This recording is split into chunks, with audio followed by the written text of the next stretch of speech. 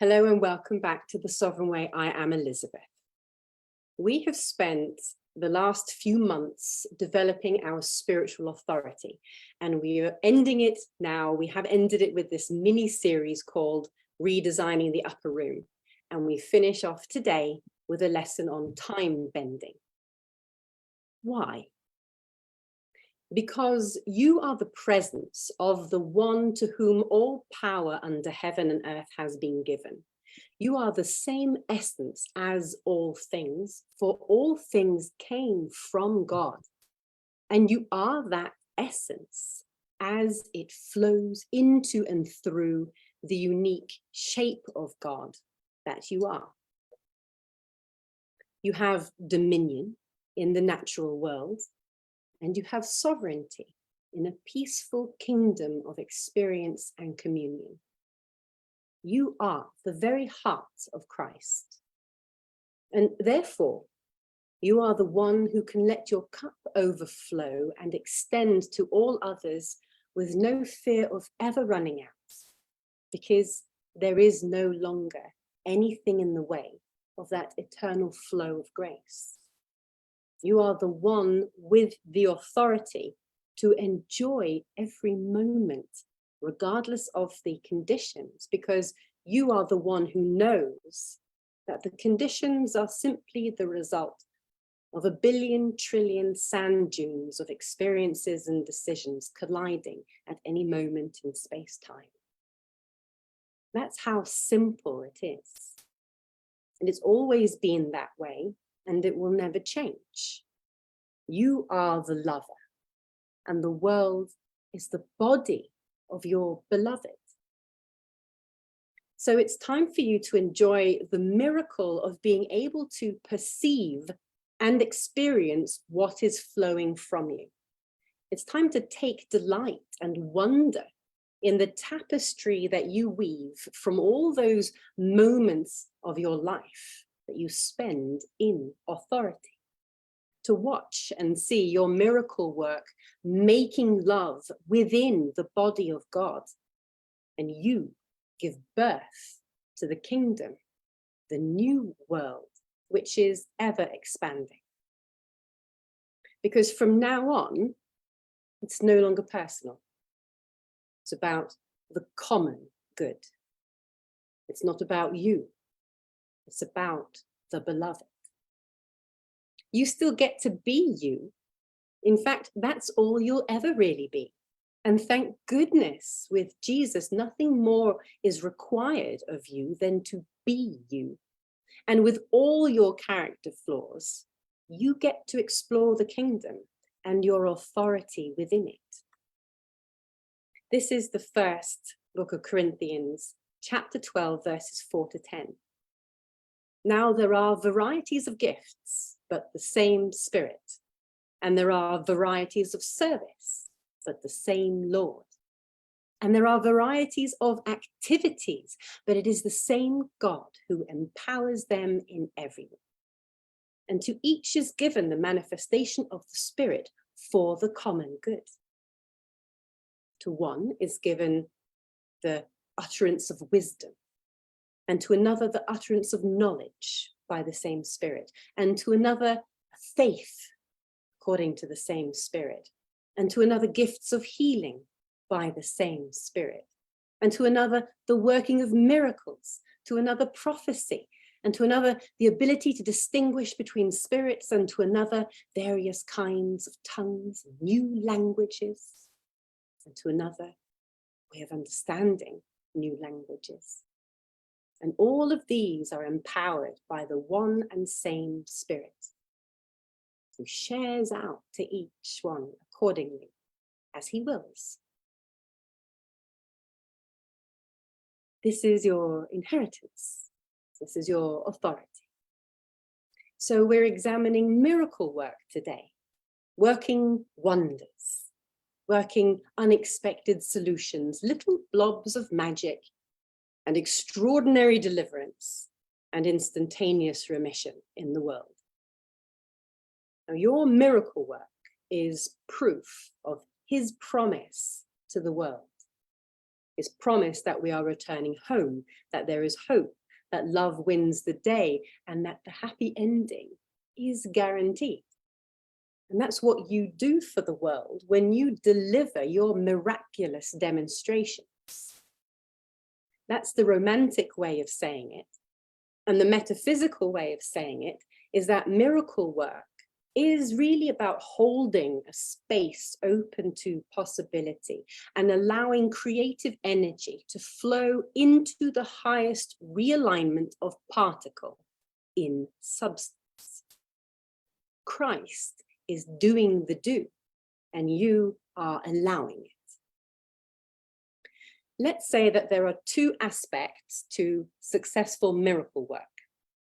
First, your miracle-mindedness, holding a level of consciousness that includes embodied trust, enough love to fuel the fire, and focus of mind and thought, and discipline for right action.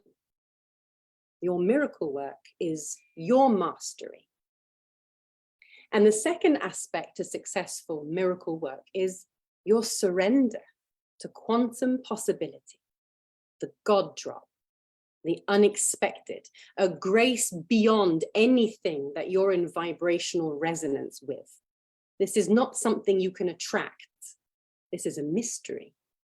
And the only control you have is to allow or resist. So there are constant risks to your mastery here, and the greatest trap that we fall into is distraction. We get fooled by illusions that cause us to make decisions that lead us away from the sovereign way and cause us to submit to the world of form. When you are submitted to the world of form, time, and space, you fall into system. Your paradigms, your thoughts, your feelings, your emotions, and your behavior will all be slave to a limbic feedback system over which you have no authority. When you are sovereign, you have authority in time and space, but you need to practice your mastery of it. So today, let's practice with time. I've got to pop a bubble first.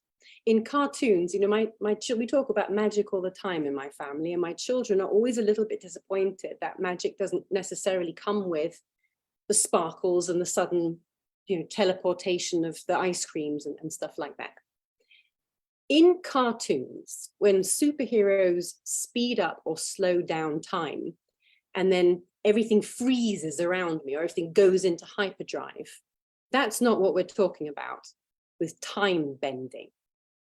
That's an astral experience, which is cool and all, I suppose, but we're interested in real life here, the embodied life of Christ. We're doing miracle work. So a principle for true miracle work is this: when doing miracle work, we are not bypassing the holiness of form as it is, the story. We are not evading the laws of nature and metaphysics to try and line our pockets or create realities we think we want. Time-space is sacred. Substance is sacred. And in doing our miracle work, what we're actually doing is aligning with his flow. Flow isn't just through you. It's through every cubic ounce of space surrounding you. It's all fractal. And in his flow, space-time responds to your voice. So think of miracles this way. Space-time has been allowed to reform in an optimal way. Benjamin Franklin said this: "Dost thou love life? Then do not squander time, for that is the stuff life is made of." I love that. Time is the stuff life is made of. In the last 5 years, forgive me while I brag for a moment, in the last 5 years, I've published 6 books, run a beach ministry, developed and delivered spiritual mastery programs at churches and independently, created a whole cosmology and healing modality, starred in an award-winning documentary, started 4 businesses, failed 2, succeeded at 2, moved to the mountains, lived off-grid, recovered from financial disaster, trained for priesthood, lived through 2 hurricanes, survived a bear attack on our homestead, been homeless twice, brought my mother back from Alzheimer's, miracled a $1 million home on 180 acres, and experienced a miracle debt forgiveness of $100,000, worked hand in hand with clients all over the world in delivering the miracles of their lives, including complicated cases like depression and disease. I've got 2 years in that of clinical experience and produced over 300 hours of high-level spiritual teaching, traveled to Utah and Norway and England, taught at 2 universities, cultivated my garden and raised 2 gorgeous little children, and held a permeating peace and experience of awe and playfulness and curiosity throughout that time. Even in my moments of stress and anxiety, there was always enough time and space for peace.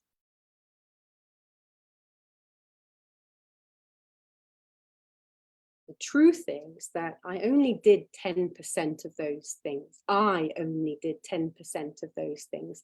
And God did the remaining 90 through bizarre economies of scale. Like I would do one thing and then 20 cohesive and connected results came out of it and just fell into place as I was going along, just doing the next thing. And the sovereign way was born. So write this down in the comments, wherever you are, write this down. Divine economies of scale. Type it in. Divine economies of scale. Somehow it all gets done in time. Yes, divine economies of scale. But what exactly is time, and what can we do to keep from squandering it, locking it into fruitless pursuits? Now, there are all sorts of reasons that we don't do the things we know we should. We waste our creative transformational energy on meaningless pursuits that do nothing to elevate anyone or anything. Resistance and excuses, or my trauma about fear of being seen. Most of the time, it's not nearly as complicated. Most of the time, the reason we don't do the thing we know to do is because we're not sovereign over time. We're subject to it. We're afraid of time. We don't have enough of it. We've overspent it, or we've overpromised it. We've undervalued it or commoditized it.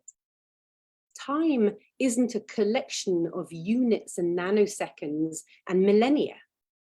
It's a continuum made of events unfolding, and it will unfold in an optimal way when you master yourself in relation to it. So write this down in the comments. 3 words, write these down. Gravitational time dilation. Gravitational time dilation.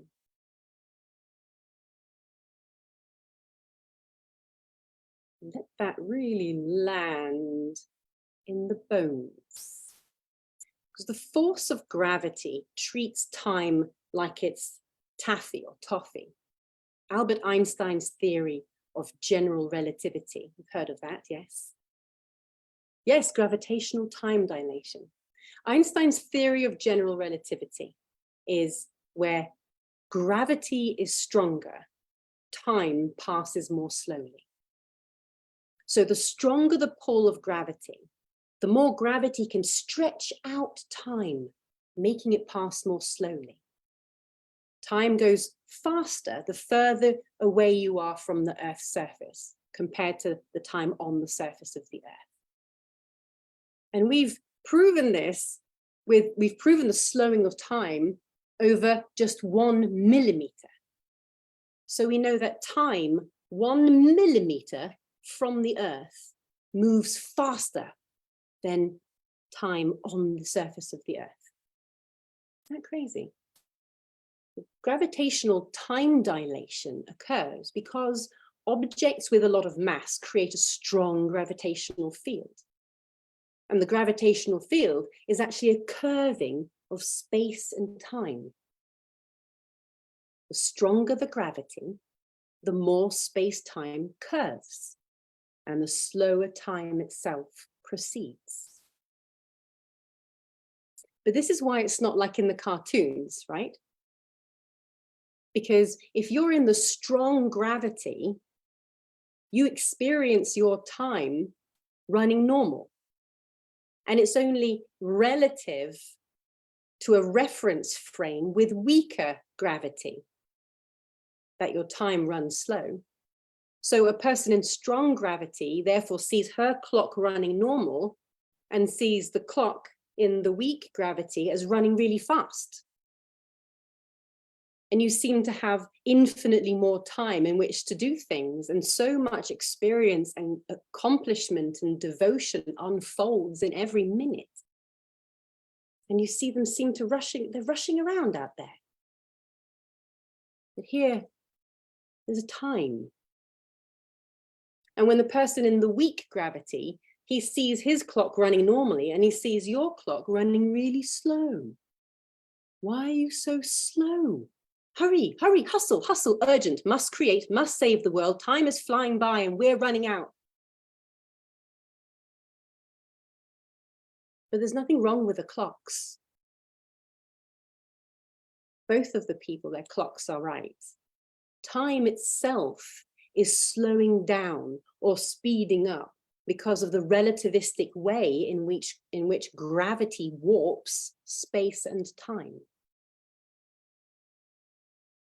Imagine the spiritual gravity of Christ, who pulls all things into him. In him, time stands still. Light is neither wave nor particle, and both poised in love. Extraordinary shifts in reality are made possible when your creative energy is in cohesion and your weight is great. This is Colossians chapter 1, verse 17. And he is before all things, and in him all things consist together. Now, the Greek verb for consist, which is synesteo, means to cohere or to preserve or to hold together, like a container holding water within itself. And the word that's used here in Colossians is in the perfect tense, which means it's a present continuing state arising from a completed past action. Like gravity, for example, established by the creator in the creator and still maintained without flaw today. And consider the alternative.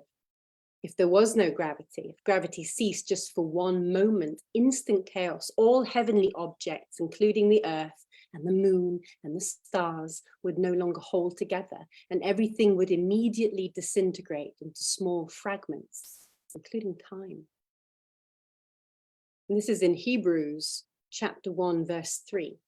The sun is the radiance of God's glory and the exact representation of his being, sustaining all things by his powerful word. So Christ upholds all things by the word of power. And here the word uphold is the Greek thero, which describes the sustaining or the maintaining of all things, including gravity. And it means so much more than simply holding a weight. It includes control over all the ongoing motions and changes within the universe. Perfect energetic cohesion and control of all the motions. Every moment is a deliverance. So to bend time, anchor yourself in Christ. And embody these two terms. These are your terms for this week. Gravitational time dilation. The closer you are to him, the slower time moves. And the more divine economies of scale take place. Divine economies of scale take place. So you do one thing and 20 things occur and fall into perfect place around you. Divine economies of scale. That's how to bend time. Remember, you are here to do some life-changing, world-changing things. You are here to make the world new and holding space and time for love. Gravitational time dilation is birthing a new world. This has been redesigning the upper room. And the intention of the series was to establish us in a new level of authority for even greater works of wonder to the glory of God. And on September the 4th, we start a new series. And I would like to invite you to join us in the Oasis for this one. This one is called Deliverance. And it's an 8-week experience of teachings and group immersions for deliverance, spiritual liberation, and authority in Christ.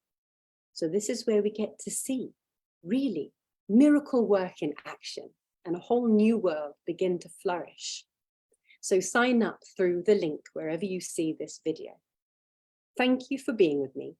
I am Elizabeth, and this is The Sovereign Way. Now I'm going to turn off the live stream and return to my friends in the Oasis.